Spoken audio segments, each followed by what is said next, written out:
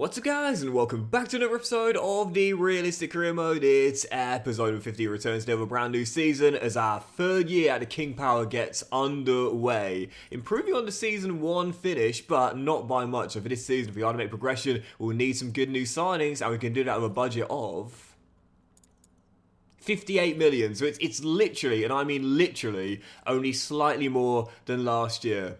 I don't mind it though, I say it's realistic. And in terms of where we'll strengthen this team in the summer, to me, the number one target is definitely at right back. You know I'm a big fan of James Justin, it's why I gave him the armband, but due to turn 29 during the season, not getting any better. I think we need a long-term successor at right back, and possibly DM as well, because we like Leslie Ugachukwu, who we signed from Chelsea, but Sumari and Didi and Oliver Skip as well, not sure they're going to get much better now, especially not on Didi. So yeah, I think for me, my number one target is a right back, and my second option, a defensive midfielder. And as you might have seen in the squad, I did give Jamie Vardy an extension as well. I just don't want him to go into the free agents pool, go somewhere else, and then retire anywhere else other than Leicester. That's what's going to happen in real life, I think. So Vardy got the extension, but as you'll see, he is one of 5 players out of the deals that come at the end of the year, including Wilfred and Didi, that I'll probably sell this summer. But as for Jamie Vardy, well, he will indeed be retiring at the end of the season. I noticed this just a moment ago. Finally, Jamie Vardy has said it's time to hang them up. One last year for Jamie Vardy.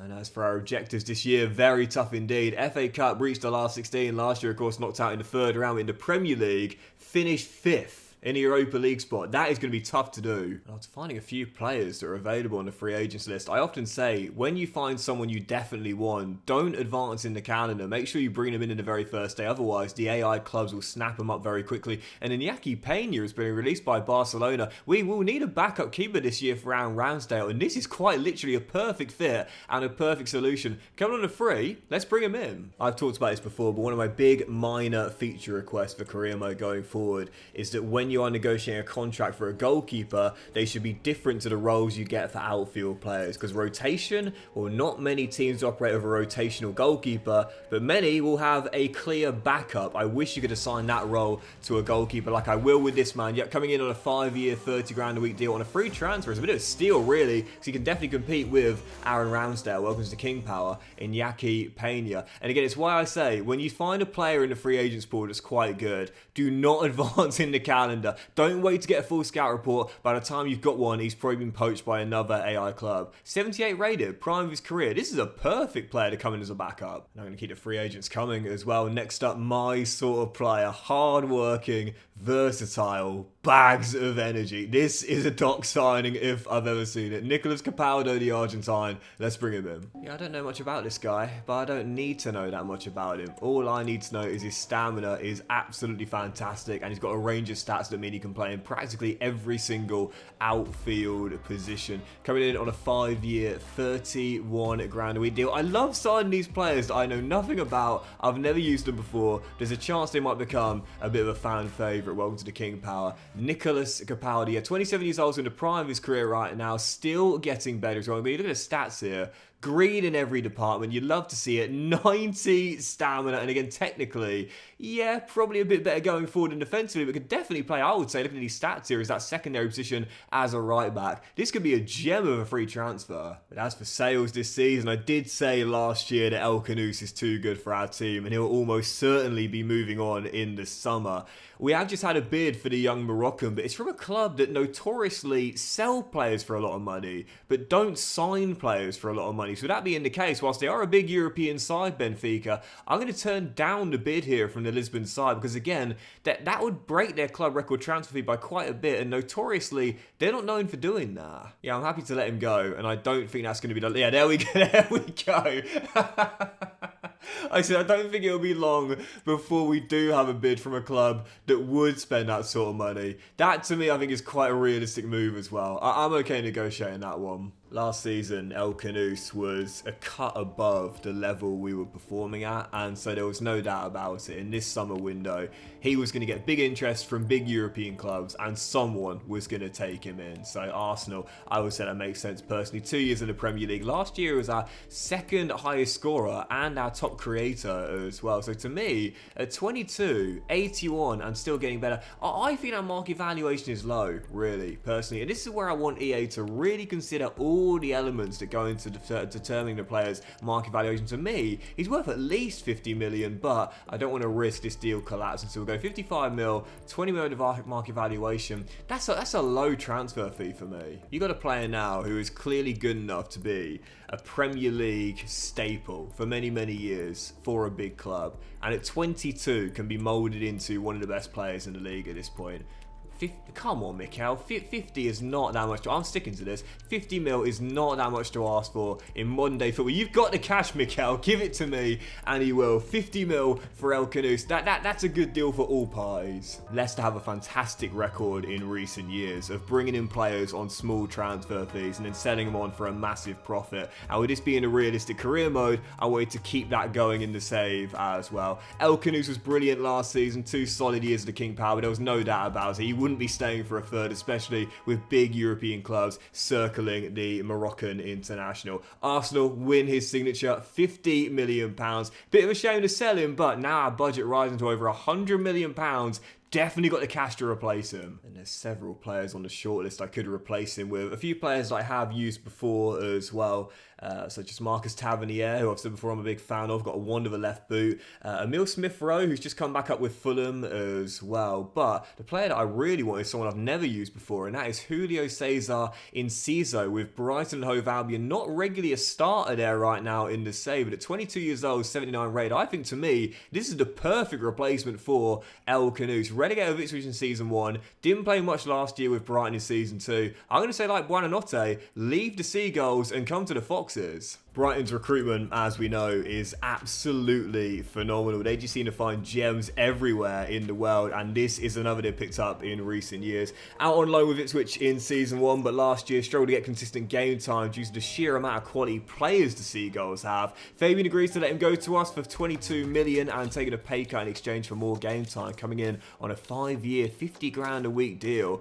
I don't know what his potential is, but it might actually be just as high as Khannouss is. Welcome to the King Power, replacing him, Julio Cesar Enciso. Yeah, I'm not sure what his potential is, but he's 2 ratings lower than Khannouss at the same age. Yes, but I would wager if it's not the same as Bilal's, it's not much lower. He's got tremendous agility and balance, so good for a playmaker in the CAM role. But again, the stats here technically are fantastic already at 22. 87 for ball control, 79 dribbling, 79 long shot. That's a weapon worth using as well. He could be a brilliant successor for Bilal. So 3 new signings, and so far I still haven't got that new right back that I said would be my #1 priority. So with that being the case, let's go and bring the one in that I really want. Relegated with Bournemouth last season, I looked at their team as soon as they went down and said, right, who do I want to make sure stays in the Premier League? And this was going to be one of my big targets. Absolutely rapid with tremendous energy as well. The strength will need improving, but technically really solid. And at 24 years old, only just now hitting his physical prime. Julian Araujo, let's bring him in. He struggled for consistent game time with the Cherries this season, but that's mainly due to a serious injury he suffered earlier on in the year. But the talent is definitely there. He's already been capped several times by Mexico as such a young man, and I think for him, if he does leave on loan next season and really kick on, that might be the best thing for his confidence. But in the save, he's left Bournemouth permanently after their relegation, coming in on a decent cheap deal as well, including Koulibaly, who we weren't going to use this year, arriving for 5 years on 40 grand a week deal. This is the successor I was looking for to James Justin. Welcome to the King Power, Julian Araujo. Yeah, he's one of those players really, it's up to him. You know, it's up to him. If he really wants to kick on and develop, it's all up to him and how he responds to the setback he had this year with the injury. But the pace is there, the stamina's fantastic, and technically as well, he's got great technical ability going forward particularly, but also can defend as well. Really, I'll say it again, it's up to him. He'll be trusted in this team and new starting right back. And with still quite a lot of money remaining, I was going to bring in my next signing also from Bournemouth as well. I thought it'd be an absolutely perfect fit for us too as a low scoring team. That is the Brazilian from Porto to the Cherries, Evan Nilsson. He's got all the stats we want to replace Durasimbi long term if we don't back Rafael for a 3rd straight year. Only problem is, just had a bid accepted by Liverpool. I can't do it, man. It wouldn't be realistic to snatch him away from Arne Slaughter. Yes, one of my big tips to help make a career mode more realistic, but also challenging as well. If you've got a transfer target, but you see they've been approached by a bigger club than you that are in a higher European competition or whatever, it's probably best to let them go there, because not always would they go there. Sometimes they might choose you for more game time, but 9 times out of 10, let's be honest here, I think a player would probably choose Liverpool, Champions League team, one of the best and biggest in English football, over us, Leicester, a mid-table side at best. So go look for an English midfielder this year, English defensive midfielder, or maybe an attacking midfielder as well, all through the spine. Maybe a new Steven Gerrard here from our youth scouting this season. And as for the following scout, well, I think if we just sign that new right back there in Araujo, just as we know, late 20s, and a left back as well. We've got Kasache and Christiansen, but I'm not overly convinced by either of them long term. But, you know, I don't think, this is an interesting one, I don't think I've ever scouted Austria before. Even though there's always been a scout nation, I don't think I've ever scouted Austria before. And funnily enough, one of the more underrated players of Leicester's title win back in 2016 was Christian Fuchs, the left back they signed, and they won the title with him in season 1. He was ever present. I think he played every game or most of the games in the Premier League that season. So Christian Fuchs, he's one of the more forgotten players, if you will, from that Leicester title winning season. Not for us though. We're looking for his successor, so an Austrian left back this year. And for our third and final scout, I want to scout one of the new nations this year. I said before, I'm going to try and scout every single one of them before FC25 is over. And with so many new Asian countries to scout this year, we've got a couple of great Thai boys in our academy from the start of the save in season 1. So let's go back to Southeast Asia and let's go to a country where I can't think of a single professional football player that has made it from this nation. If anyone knows any, do let me know in the comments. But Timor-Leste, let's look for an absolute gem here. And well, we got 2 great Thai wingers, didn't we? So let's go for winger again, but also a striker as well, and see what we can find. Timor-Leste to Leicester, and let's see if we can find an absolute hidden gem from this part of the world like we did with Thailand. And speaking of the academy right now, this is how it's currently looking. Oh man, there are some absolute gems in here, I tell you, seriously. One of my Danish goalkeepers terminated his contract coming the end of last season. I didn't get notified he wanted a pro deal, so I was gutted to lose. We still got a good one here in Benjamin Jeppesen.